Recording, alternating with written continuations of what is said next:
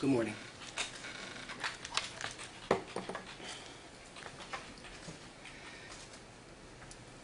The manner of death was accidental. Dr. Omori, the coroner, got it right. The manner of death was accidental. And this young first responder, Irvin Magallanes, is innocent.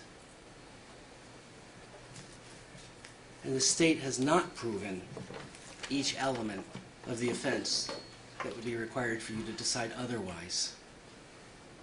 The manner of death was accidental. And not one witness said otherwise.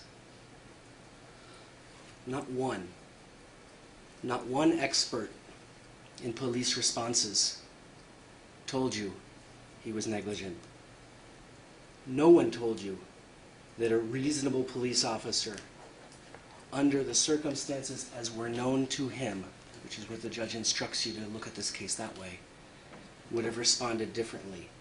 There's no evidence. The case was a tragedy. But to compound a tragedy with another tragedy, that's not justice. Convicting Irvin Magallanes of negligent homicide, that's not justice.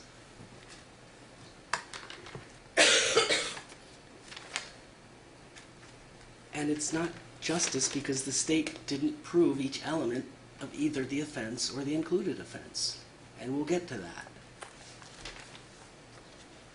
I mean, shouldn't we, before we decide that something's been proven beyond a reasonable doubt, demand that at least one witness say he broke protocol?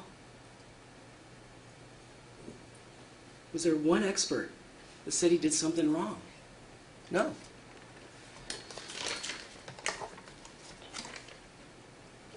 And I'm going to do my best to argue this case with a respect for life and life lost, as I discuss the many elements for which the state hasn't met the burden of proof beyond a reasonable doubt. Again, the manner of death was accidental. Irvin Magallanes, Officer Magallanes, he probably has nicknames Mags. He never set out to hurt anybody. He joined the police force. He was, the instructions tell you to talk about the purpose of where he was going. Well, the purpose was to help. And it was time sensitive. And he went fast. Everyone went fast. You want to get there fast to help. And we all know what happened. I mean, you know, we can cherry pick the evidence as to which witness helps us. And I highlight a couple of those, but we all know what happened in this case. He thought it was somewhere else. So did everybody. And then as he was driving, the cars moved over for him. And there's no dispute about any of that. And we know what happened. It was just this perfect storm of dispatch transmissions and cars moving aside, and Irvin thinking someone might be bleeding out 3/4 of a mile away. And the man wearing dark clothes and lying down and covered in a blanket, dark. And the people moving their cars not to block the body, but to the side, to lead. And all the responders told you, that's what happens. Cars move to the side and they proceed through. I mean, I called it a perfect storm. It's a horribly imperfect storm. Tragic chain of events. No one deserves to die. But I can't do my job honestly, and I submit you can't do your job honestly without considering how this chain of events started in the first place. None of the drivers were impaired by alcohol. There were other causes, and they weren't the speed. Every witness told you about speed. Ultimately, they said a very strong sentence, it wasn't a factor. Well, how did they get there? They got there because you heard from the experts, even at 50, same result. It was somewhere between 30 and 40 that it might have been avoided. It was an accident.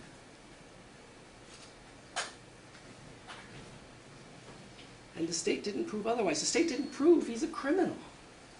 A criminal. This isn't a lawsuit for money today. This is a criminal charge in a felony information. Now, the subject matter of the case is hard, but I submit to you, when you look at the evidence and you apply it to the facts, the actual proof, it's not that hard to get acquittals. The verdict should be not guilty. He's presumed innocent, and the state didn't prove otherwise. You never get to change from innocent in this case. And when I ask you, when you deliberate, sometimes juries do this little poll. You know, what do you guys think? Guilty, not guilty? Guilty, not guilty? I'm going to ask you to tailor it a little more to the instructions.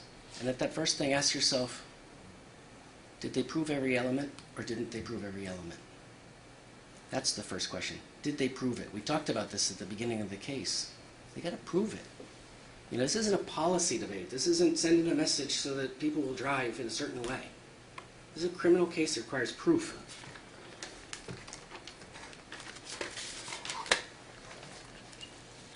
And before we say the state proved it, shouldn't we have seen something in the evidence that proved that Mr. Magallanes had before him a sense of a risk of death?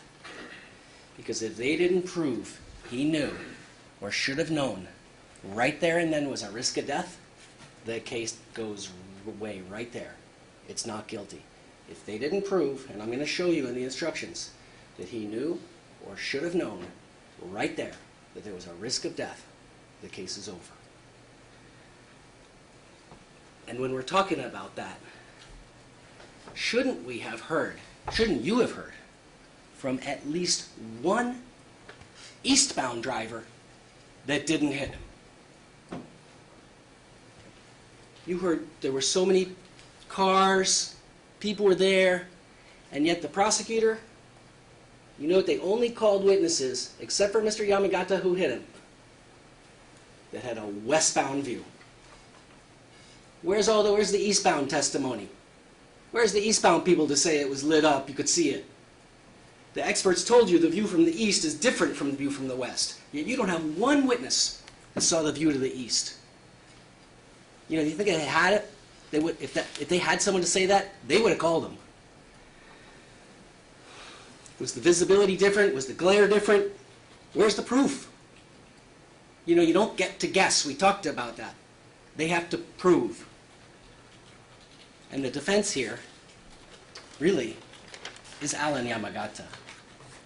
Because at 48, unimpaired by alcohol, driving safely, he couldn't stop either. I mean, you know, someone's standing in the middle of the road, 50-mile-an-hour speed limit. And the two people who hit him were both going eastbound. It doesn't really matter what the westbound people could see, because you don't have the perspective of what the officer could see. Witnesses. There's a lot of witnesses. And I think what the witnesses prove basically is that you can't really fully trust with complete accuracy eyewitness testimony, because they all say something different. David Arruda says lights were not illuminating the body. The Hillis girls said no one was waving until after the accident. Gene Olbert said it looked like he was heading to a different accident. She didn't remember any flashers. You got these drawings. Some of them say flashers. Some of them say lights. Some of them don't have lights. It all happened fast. Everyone perceives things differently. The better evidence is the physical evidence. It's the experts. And, you know, the state impugned our experts now and, you know, said, can you trust them? Do they have bias? But the thing is, their expert told you our experts were right. Both sides of the case. He can say our experts had bias, but the evidence didn't say that. Their experts said our experts were right. Every witness perceived something different. You can tell from the drawings. But the one thing that they all agreed on was that there were no cars positioned to block the body. There were no flares. Miko Kinky and Andre Kotrim, the first witnesses with that heavy equipment. Heavy equipment has flares. No flares. And as Irvin arrived on his way to help, they decided, let's move our cars now. You know, am I blaming them? No. Am I saying they're criminals? No. I'm saying it's an accident. You know, why are we singling out him? It's an accident. Mr. Yamagata, 48 miles an hour, never charged. Now, the instructions talk about viewing this case through what he knew. Through what he knew. And we'll talk about that. But, again, Officer Melcher's at the wrong location directing traffic. Fireman Bond, wrong location. Officer Stein, wrong location. It's not unreasonable that he thought the same thing everyone else thought. And I think the state is implying that they're all negligent.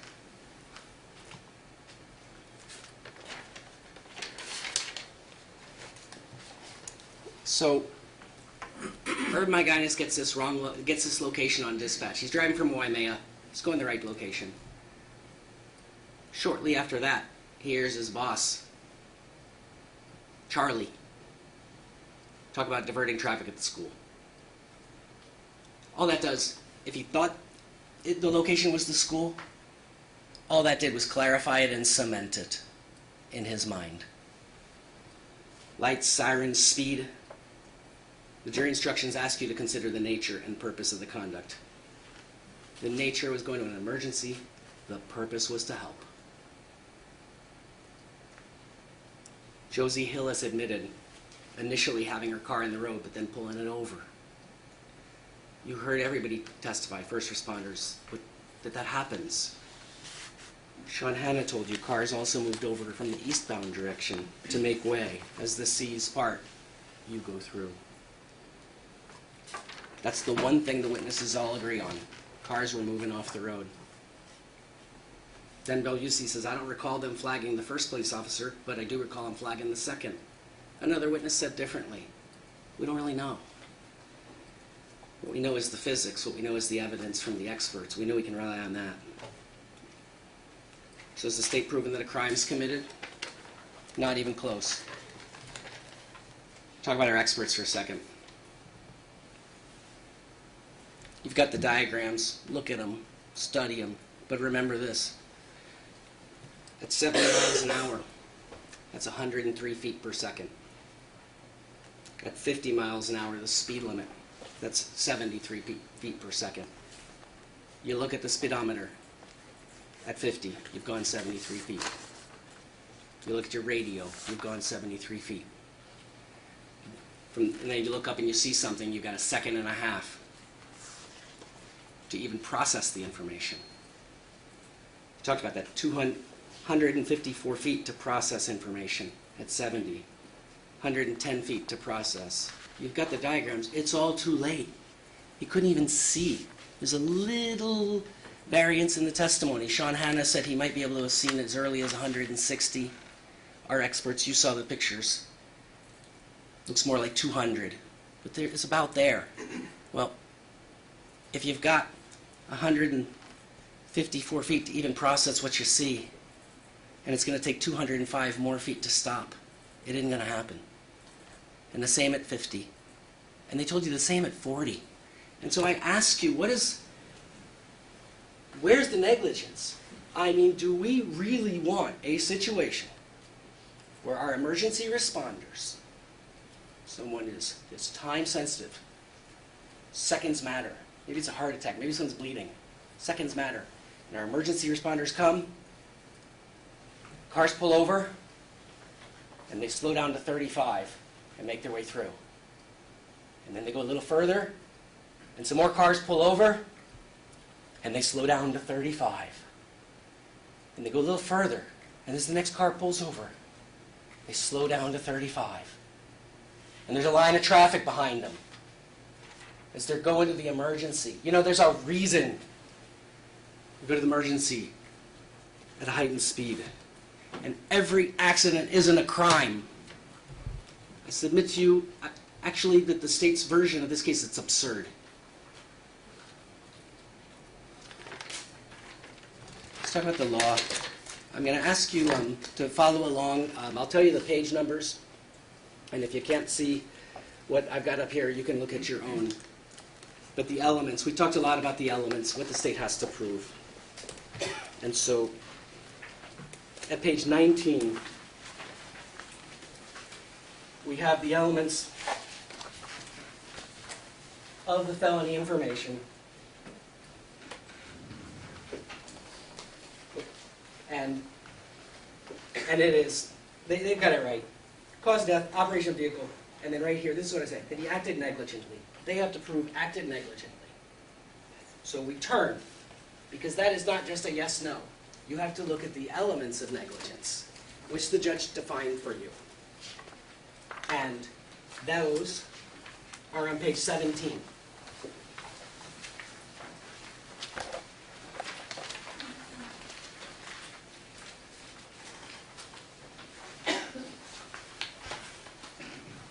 And this is the charge in the felony information.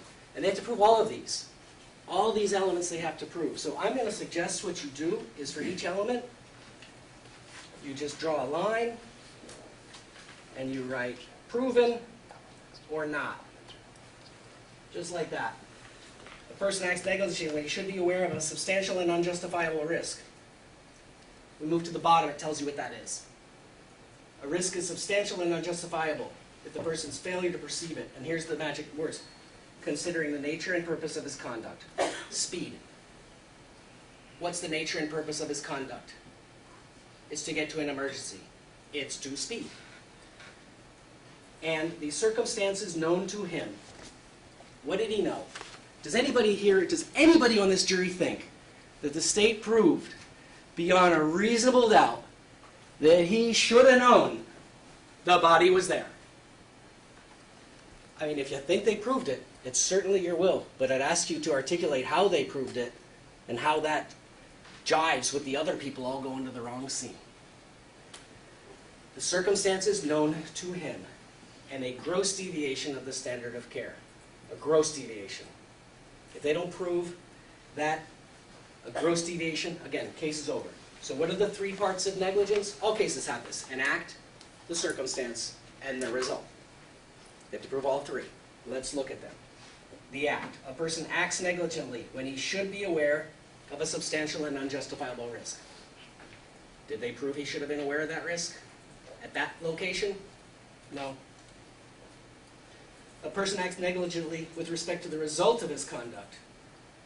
I'm sorry, when he should be aware of a substantial and unjustifiable risk that that conduct will cause such result. The result of the conduct is death. That's what we're talking about. We're talking about a death case. Did the state prove, beyond a reasonable doubt, that he should have been aware that as those cars had be out before him and he moved to center and proceeded, that there would be death? Did they prove that beyond a reasonable doubt? Because if they proved it at all, I submit to you, there's a real doubt that he knew a risk of death, or he should have known there was a risk of death. He was going to save life.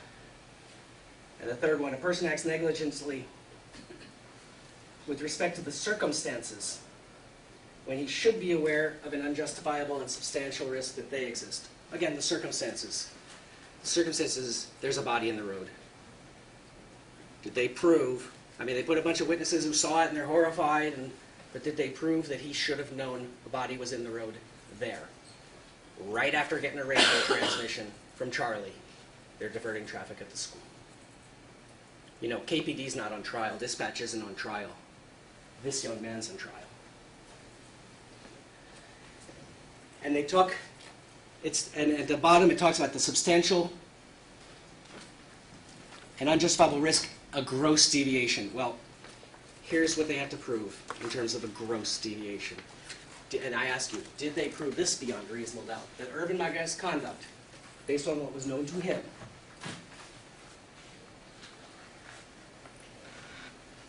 was out of all measure, flagrant, shameful, gross dereliction of duty. No one told you that.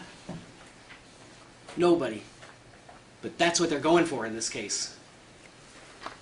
I submit to you that has to be a not guilty verdict as to negligent homicide second. Now let me explain to you how you approach this case. The law, and you've got the count that's charged. Negligent homicide second. 3 elements of negligence that have to be proven. And if you find that they didn't prove any of them, you go to a not guilty verdict immediately. The instructions tell you that if you get to that not guilty verdict, okay, and again, I want to highlight the 3 things they had to prove, and they didn't prove any of them. But if you get to that not guilty verdict, then, and only then, do you have to look at what's called the included offense, the 3rd degree. And it's very similar. It's very similar. So if we look at the instructions for that, which are on page 20, and that's what he tells you. The court tells you, if you find him not guilty as to count 1, which I'm confident you will on this evidence, then you must decide if he's guilty of negligent homicide in the 3rd degree. And that's really the same, causing the death with simple negligence instead of gross negligence. And so we define simple negligence for you. The court's done that for you. And this is what they have to prove simple negligence. And so again, I suggest you can just do this exercise by putting a little line down the column and checking, prove or not, because they got to prove them all. Should he have been aware of a risk that speeding could result in the death? Did they prove that? At that location.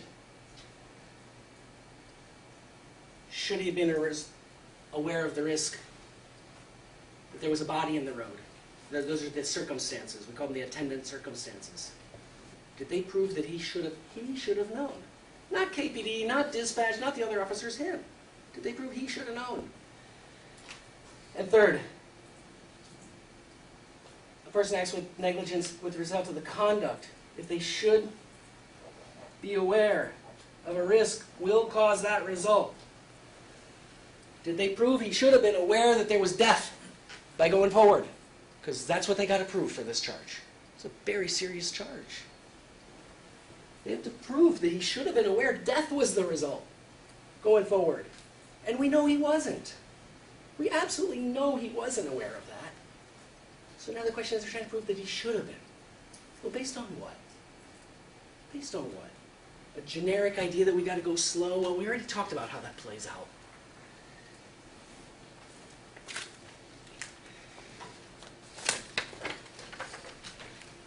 Finally, in simple negligence, it has to involve a deviation from the standard of care that a law-abiding citizen, I submit officer, would do in the same situation. And you heard the other officers. And there's no deviation. His conduct doesn't deviate from what the other law-abiding officers and first responders did. They didn't prove that either. They have to prove a deviation. Well, they all went just as fast. I mean, within a few degrees of miles an hour, we're all going just as fast. Where's the deviation?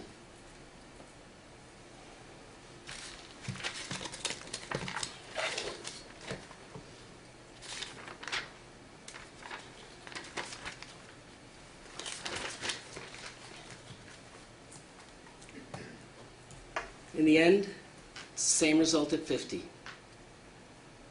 Let's say speed caused it, same result at 40. How slow do you go? You know, when it's my heart attack, I want him coming at least at the speed limit. It didn't have to happen. That's true. But think how it started. And think if the state really proved this young first responder committed a crime. You're not a criminal.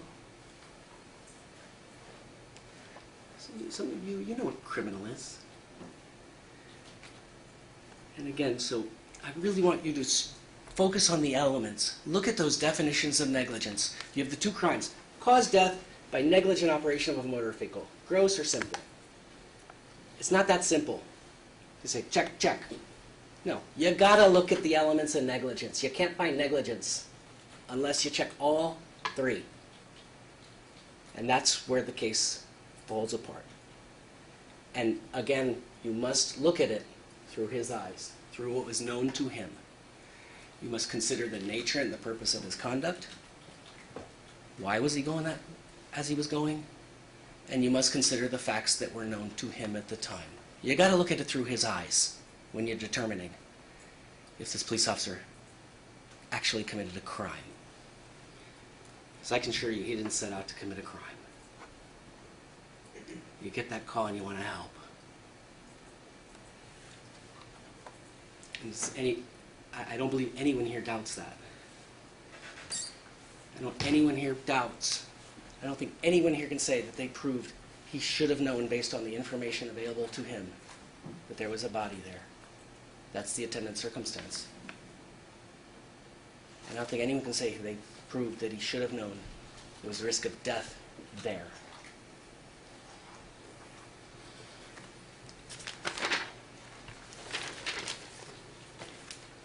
You know, there but for the grace of God go I. I keep thinking that in this case. And it's time for you to protect this defendant. Protect your fellow citizen, this young first responder, from this prosecution. Do it by demanding proof. And if anyone says in your deliberations, yeah, they proved negligence, ask them element by element to articulate what's the evidence that supports that. Because it's not a policy debate. It's not about anything other than did the state prove each element of this case beyond a reasonable doubt. I submit to you, if they haven't. They haven't. Did they prove he should have known a body was there? Did he prove he should have known death? And did they even prove that 70 miles an hour was any different than 50 or 40? Think of Alan Yamagata. He's not charged with a crime. Nobody told him the body was a mile further. And with that, again, I thank you for your attention. The jury, you know, you're the only thing now that protects Mr. Magallanes from the government. And I ask you to do that. And I'm not asking you to do it as a favor. I'm asking you to do it because they didn't prove their case. Thank you. Thank you. Mr. Hempy, rebuttal argument, please. Mr. Kohler, sorry. Thank you, Judge. Very briefly. How slow do you go? You go slow enough to get there safely and not make